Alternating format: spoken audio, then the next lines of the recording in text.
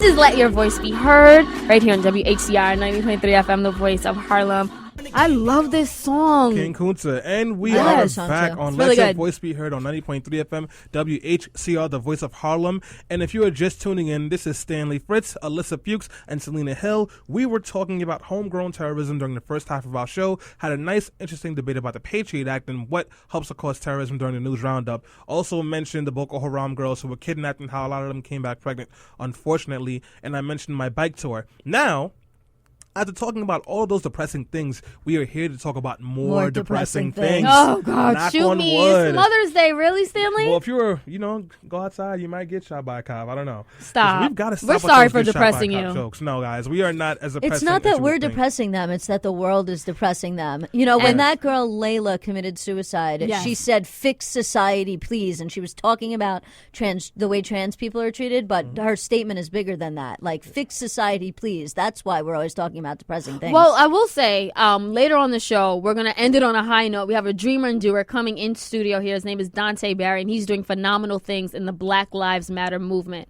Yes, so that's right. That's right. So, guys, and for this segment on this conversation on the show, we are talking about the 1994 crime bill. So, in case you guys don't know, Bill Clinton had an interview on CNN a couple of days ago in which he expressed some regret over legislation that he had passed. One of the biggest pieces of legislation that he had passed that he felt regret over was his 1994 crime bill. So, in case you guys don't know what was going on when that bill was passed, that's when we had just seen like a huge upflow in gang crime in places like California. We had that huge riot. I forgot the name of the riot, the Rodney King riots. We had a lot of gang activity, a lot of gun violence, an uptick of gun violence. I think there were 103 recorded shootings, like mass shootings, in low-income communities. And Democrats are trying to show that they were tough on crime because that used to be a stigma against Democrats. So what did they do? They passed the crime bill. So to give you guys some background on that, it is still the largest crime bill in the history of the United States, consisting of 356 pages, providing for 100,000 new police officers, $9.7 billion in fundraising, in funding for prisons, and $6.1 billion in funding for prevention programs, which were designed with significant input from experienced police officers. It was sponsored by, guess who? Joe Biden and U.S. Representative Jack Brooks, who has since then come out and said he regrets the bill, as has Joe Biden. And why are we talking about this? Because we're being reflective in regards to what has been going on over the last couple of years. I think Chris Rock said it best when he said that the killings of people of color has not increased. There's not more of them happening. It's that we have it on camera. And because we have it on camera and we're seeing this happen, people are starting to ask the question, well, why have the police been reacting this way against communities of color? And then we did that study on Ferguson, and we saw how they were policing to get money, and they were not actually doing community policing, and we started to wonder if this was happening in other places. Baltimore has shown us that it has. We've also seen a huge form of militarization in these police forces. Perfect example, shooting tear gas from a tank at regular protesters in Ferguson, or police officers coming at young teenagers with high-powered rifles high-powered rifles and rubber bullets when they were throwing rocks. And if you would ask someone, if you had played this from another country, someone would have thought you were looking at Palestine or the Middle East, because it was just so ridiculous. And we've seen this huge pushback from these police forces, but the question always begins with, where did this come from? So I'm going to give a short story. I promise I won't make this too long-winded, but we're going to start off with Richard Nixon. Richard Nixon became president right after LBJ had been president. And we know LBJ had pushed for the Great Society, the war on poverty. After there had been so much argument and debate about this war on poverty and how people felt they were pretty much paying money to let lazy people, quote unquote lazy people, get freeloads, Nixon came in and he said we had to go back to what's normal. We had to go back to order. We had to go back to law enforcement. And he started to slowly push legislation that would help to put more people in prison and, quote unquote, hold more people accountable. Ronald Reagan came into office in the 80s and he ramped that up by 10,000s. So Richard Nixon keyed this term war on drugs and war on crime. And then Ronald Reagan was really the person that really pushed that forward. And how did he do that? He poured funding into police forces and to federal agencies that could arrest people. He helped to increase the amount of time that you can get put in jail for certain crimes. And in 1986, he signed a bill into law that will put mandatory minimums on certain crimes, in particular drug crimes, which happen in a lot of low-income communities, because obviously low-income communities have to find a way to make money. So a lot of people turn to drug dealing, unfortunately, because that So unfortunately, at times, that is their only other option. That was all culminated in 1994 when Bill Clinton, coming into office as the Democrat, trying to show that he can be a Democrat but also play to the right and be tough, passed this war on crimes bill. And it did many things. So, like I said before in the beginning, today we're going to take a compare and contrast and see how it has affected things before. So I know Alyssa had her hand up, so after giving my little soliloquy, I want to give her a chance to jump in. No, I just wanted to actually add something to something that you mentioned in your history lesson that I think felt is necessary. Professor Stanley on the mic. No, your history lesson was really good. It just left out one key point that I think deserves to be mentioned, which is a big reason why the Great Society, LBJ's Great Society, failed is because we got embroiled in a war in Vietnam. Yes, and so all very the true. money that we were spending on the Great Society program in order to lift people out of poverty, and it was actually working, and we actually have done a show about that. We did last year when we talked about the Great Society program, and you should go back and listen to our archives. And then what happened was when we got involved or more involved in the war at Vietnam, all the money that we were spending for the Great Society programs then got poured into Vietnam. And then when Reagan became president, as you pointed out, he ramped up this rhetoric about welfare queens and about, lazy people that sat around. And, it was very racially charged. And that's part of the reason why Reagan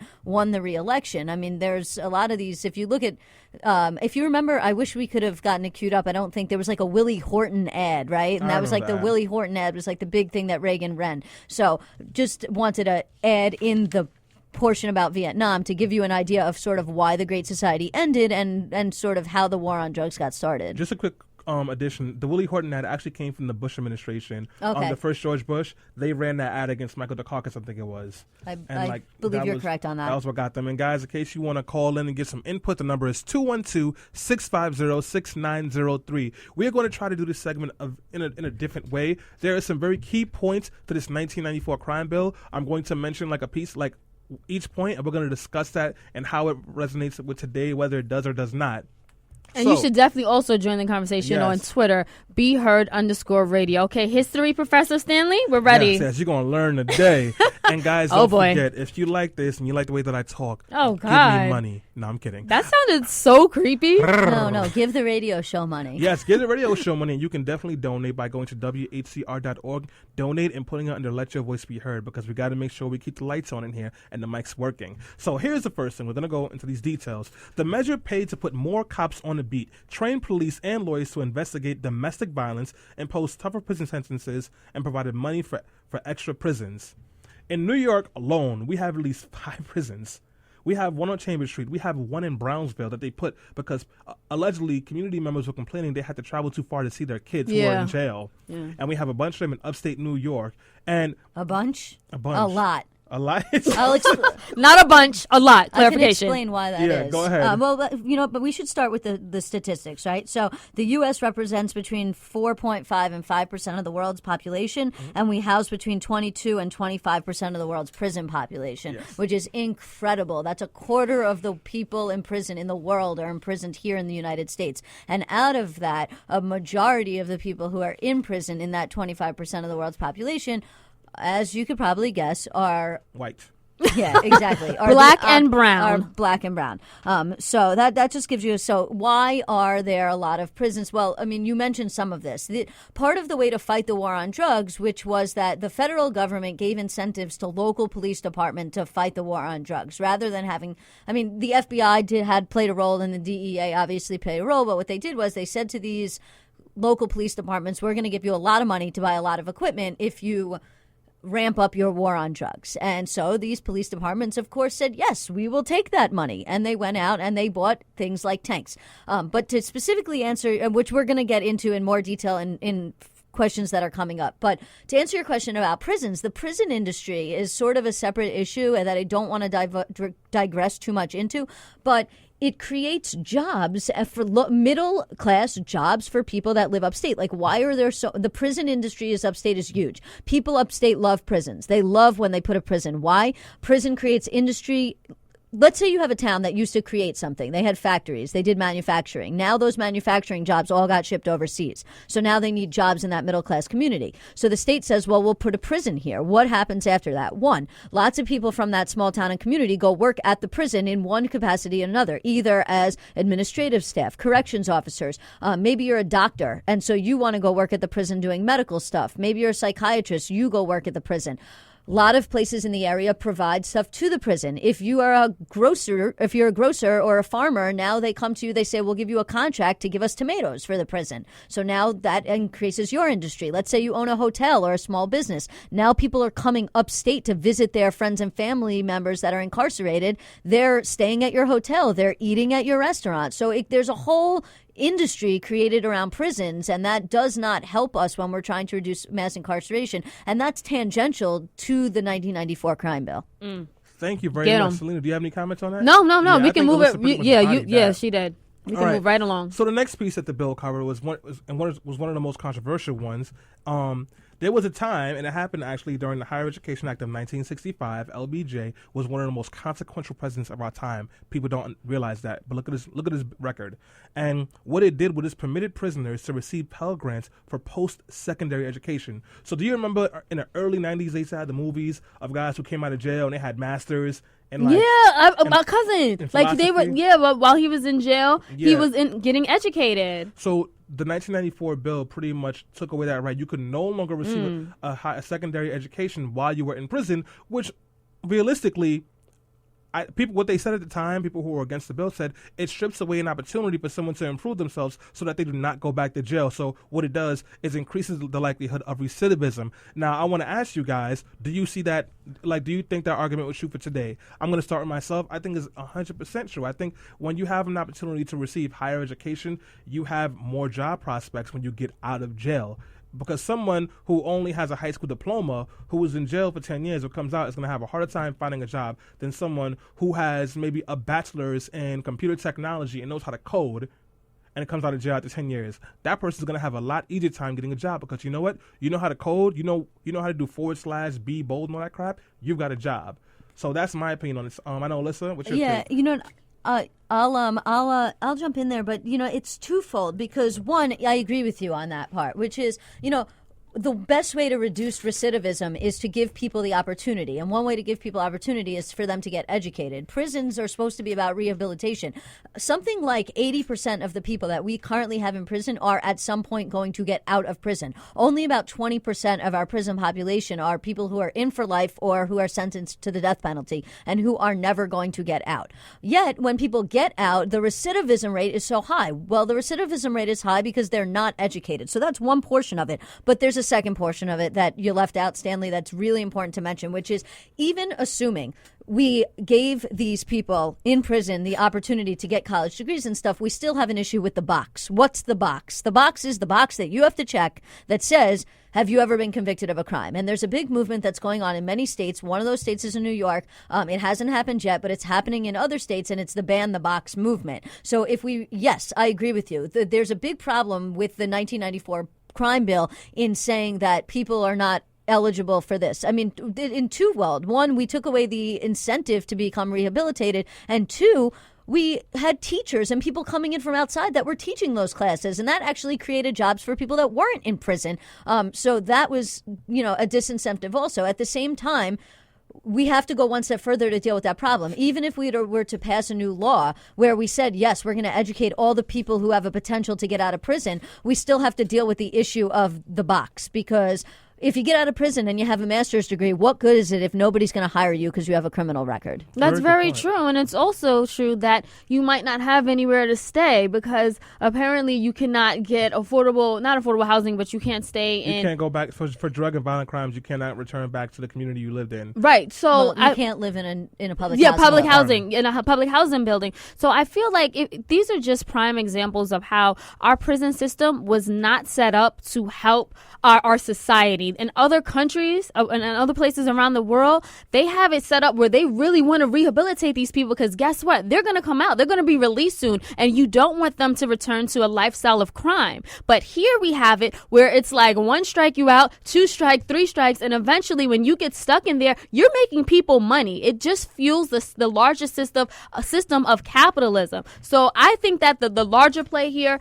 is that it was never designed to help people, and the fact that we have the war on drugs, which was passed decades ago, just shows that it was also geared towards targeting Black and minorities and people from vulnerable communities who don't have enough money to defend themselves and to fight a case. So what happens is no one values their lives. They get locked up, and then they're just making other people rich. I agree with that. If you have a question or a comment on this topic, our number here is 212-650-6903. You should definitely give us a call. And I think, you're right about a lot of that stuff. I mean, the mass incarceration, a big reason why you see Clinton coming out right now and saying that he may have helped cause this issue of mass incarceration is because it goes back to, like we just said, now at some point these people are going to get out. And the question is, are they going to recidivate and go back in, or are they going to become productive members of society? And we have to give them some kind of leg up if we want them to become productive. But it's also costing us a lot of money to keep people incarcerated, an incredible amount of money. It costs something like,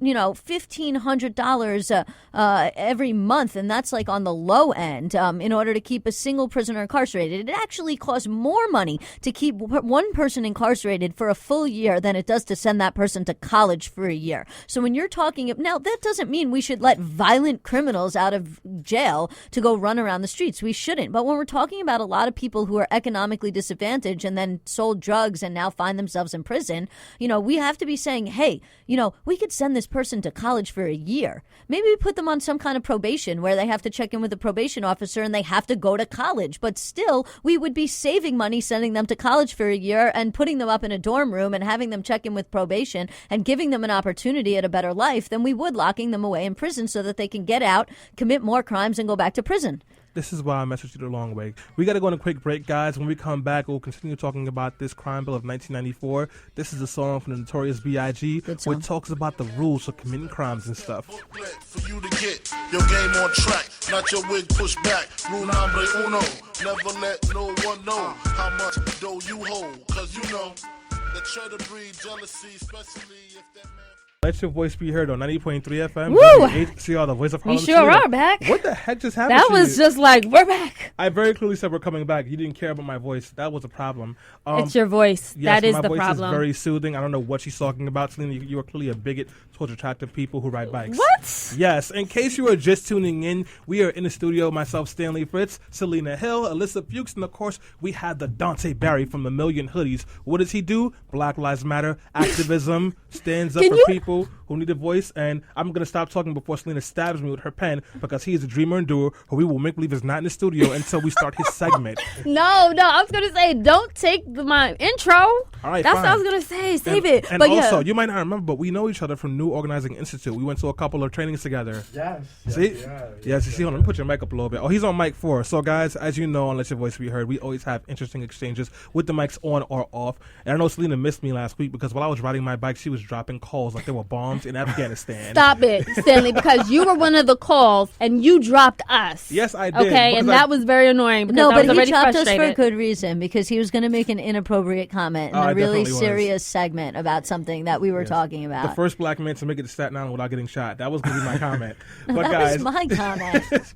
we are back on Let Your Voice Be Heard, and we are talking about Bill Clinton's crime bill of 1994. And so far, we have talked about how the bill stopped the ability from prisoners from getting Pell funding to get college educations. We talked about the fact that the bill gave an additional amount of money to states to fund police officers and jobs and materials and tanks and all sorts of things you need to keep the community safe. And all kinds of military equipment because you need military equipment when you're fighting 40 peaceful protesters. Because when Miss Johnson's cat is stuck in a tree, you need a rocket launcher to shoot the black guy who's walking there. It just doesn't make sense. It makes every sense because the black guy Lena. put the cat in the tree or but something. Then again, like, we really actually do have some riots. What was that pumpkin riot that you brought up? Like that was white people. Yeah, we don't need militarized police. Did they bring the tanks out? That was during tussling. that? You're No. a racist, Lena. They don't do that. They didn't bring the tanks out. White people are prejudiced, are treated unfairly. White every people single day. like burned down Colorado once when they lost the Super Bowl or Yeah. they won the Super Bowl or it doesn't matter. yeah. But That's why we Sports games are the big need. thing. We don't need militarized police for we crazy need more white people, right apparently. appreciation I'm going to days. start a holiday for white people. It's called all 12 months of the year.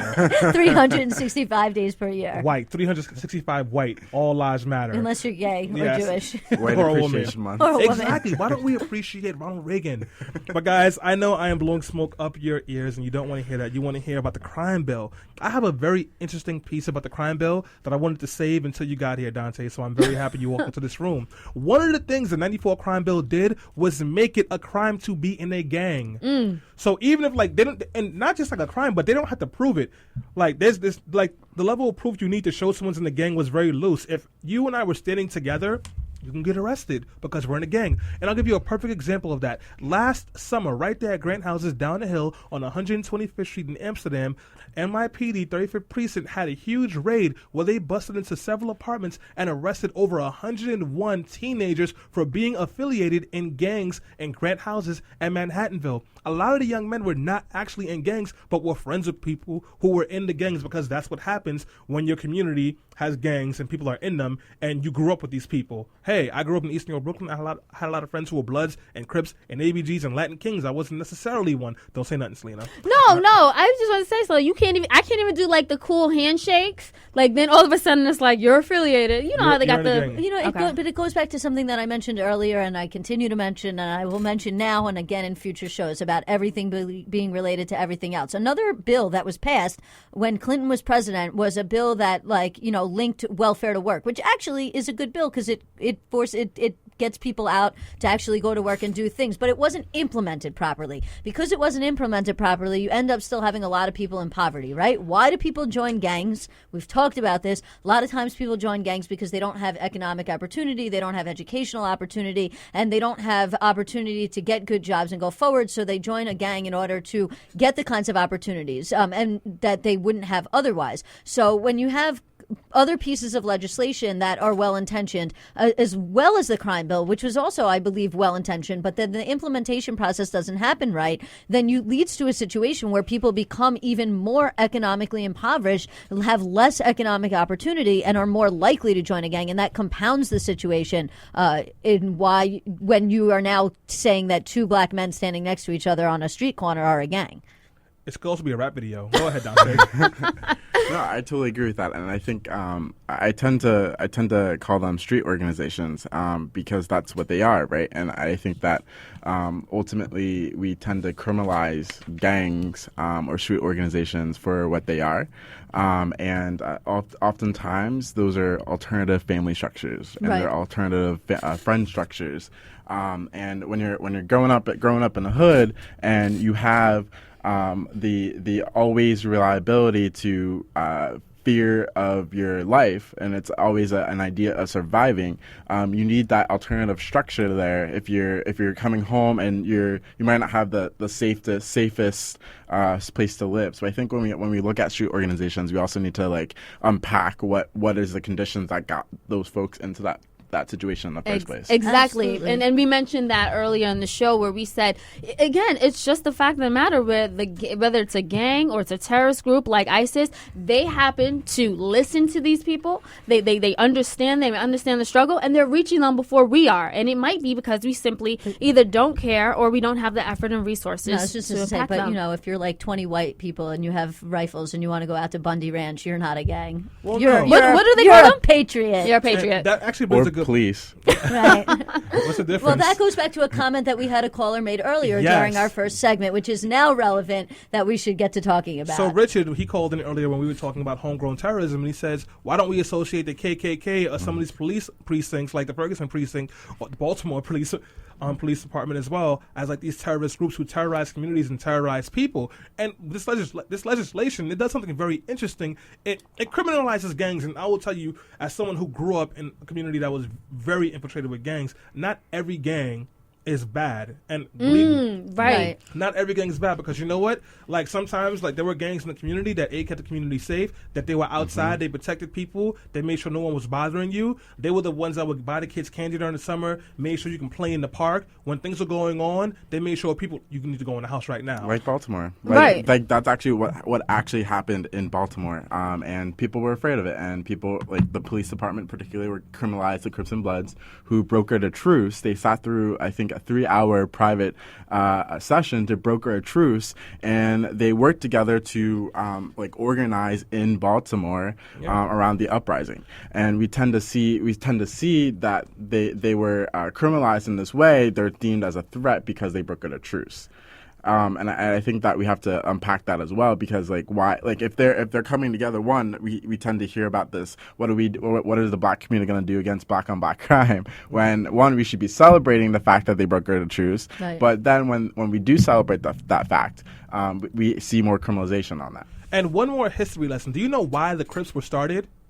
To protect the community from the police. In what state, Stanley? In California. It was started in California, and it was like pretty much a reaction to Black Panthers when Black Panthers started to lose some of their power, because we know that the CIA and the FBI were working so hard to discredit them with drugs and shooting them 117 times, even though they didn't shoot back. And these gangs were started as groups that could protect the community. And then when Reagan pretty much firestormed all sorts of crack and cocaine into these communities, that's when things really started to shift gears. I mean, we're up here in Harlem, and obviously they've made a movie about it, an American Gangster movie, but I mean, the events in that movie are based on real events that happened here in Harlem, and a big theme, at least at the beginning of the movie, is that the people who are committing a lot of the crimes are also the same people who are handing out a turkey to everybody on Thanksgiving, that are like trying to better the community. I mean, one of the opening scenes of that movie is the character who's playing Nikki Barnes handing out turkeys to everybody in Harlem. So there's definitely some truth into the fact that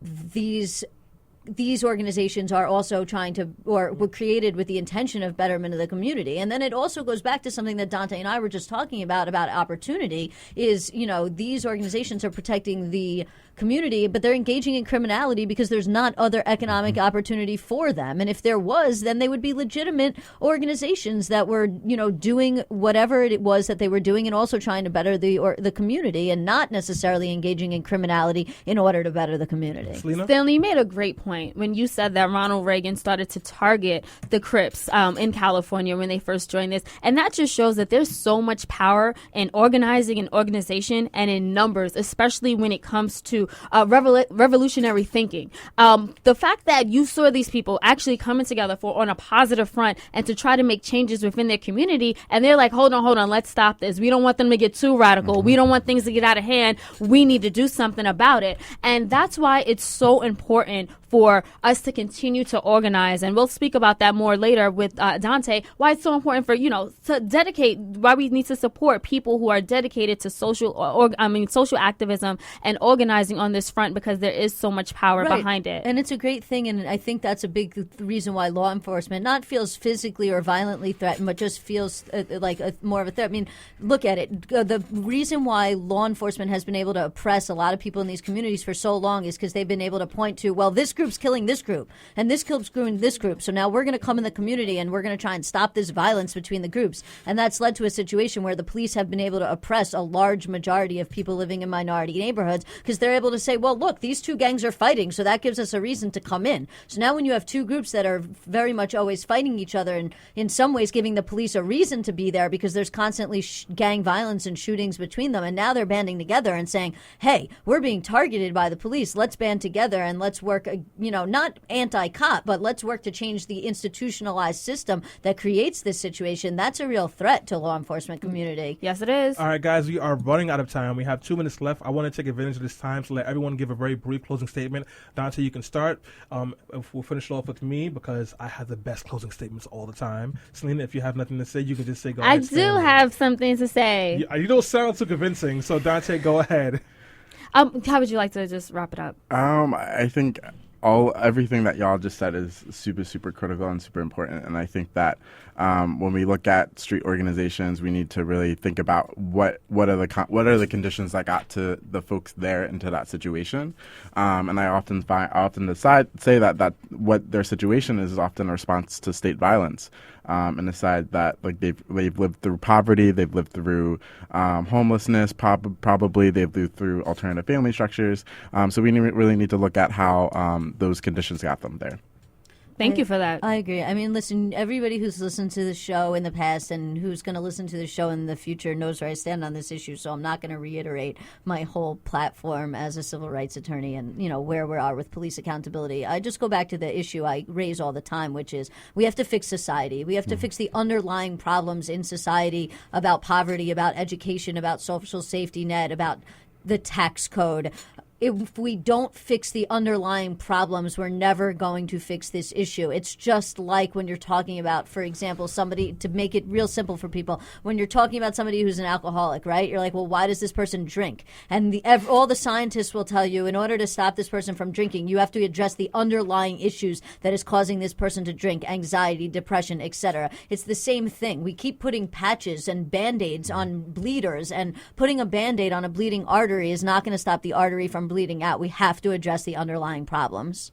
So not too long ago, Hillary Clinton, she was right here in Harlem. She spoke at Columbia University, and we know she's running for president. So one of the key things she focused on are one of the central issues in national discourse, which happened to be mass incarceration, police brutality, and just this system, the criminal justice system in general. And what she said is, and I quote, "It's time to end the era of mass incarceration." And she decried the decades-long growth of American prison populations. And it also, you know, as Stanley brought up at the beginning of the segment, it just so happens that this all stems from the 1994 crime bill. A lot of it stems from it in these policies which we discussed today. And I wanted to say that it's so important to make sure that we understand the stems, the roots, and the origins to what's going on. I mean, you know, we've all here have been to the marches. We've all tweeted about this, and we've all talked about this. But it didn't just start, you know, it didn't start with Freddie Gray. It didn't start with Michael Brown. No, it didn't start with Eric Gardner. It started way before that.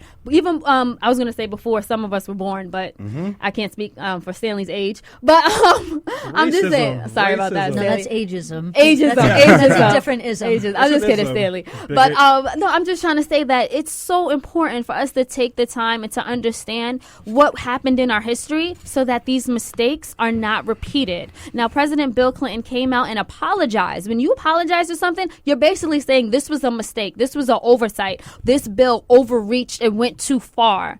And now today, what are we fighting against? Police, the militarization of police and police brutality, because it's going too far. It's abusive at this point. So again, I'm just glad that we talked about it and we went back to the roots in 1994. Well, Selena, you mentioned something, and you mentioned some satisfaction or like pleased to see that Bill Clinton apologized or at least acknowledged it, right? Bills. And so a coworker and one of my favorite people, actually, she's very intelligent and entertaining overall. She likes to tell me that she hates it when people get her empty apologies. Mm-hmm. And what we're seeing is just a history of empty apologies. And what is an apology if you don't actually rectify the wrongs you've made in the past? I think we have just a tendency in America to see that something went wrong and think by saying I'm sorry or we misspoke or this wasn't a good idea that all the problems are solved. But just like taking an Advil because you have a headache might make the pain go away for now, but it doesn't deal with the fact that you have a headache for a reason that has nothing to do with just random pain. Saying I'm sorry does not address the issues that we have in places like East New York, where I came from, Harlem, Baltimore, Ferguson, Missouri, Alabama, Georgia, every single place where you are becoming criminalized for being black or Latino, a woman, gay, lesbian, transgender, where poor people are being taken advantage of, and where the people who are supposed to be protecting us and leading us are, instead of looking at the root causes, are just going, we need something to look good, and putting proverbial Band-Aids on glaring issues. If you really want to make a substantial change and do something and show us you're sorry, what you have to do is rip off the Band-Aid and get with the real diagnosis and invest $9.7 billion in weapons, $6.7 billion in more police officers. Imagine if that went to education, infrastructure, training, and employment. But that's all we can do, imagine, because no one is talking the talk like they walk. No one's walking the walk, but they're talking the talk. So, guys, we will be right back. I played the song earlier. And which it still one are we resonates playing? Today. Taylor Swift? No. Okay. Because this is really the reflection of how people feel about their communities, and you should know this, especially people of color who don't feel like they have a place. So we're going to get to that. Yes, we are going to get to that right now. And guys, once again, listen to the lyrics because it is real and it resonates today. Let your voice be heard. We'll be right back.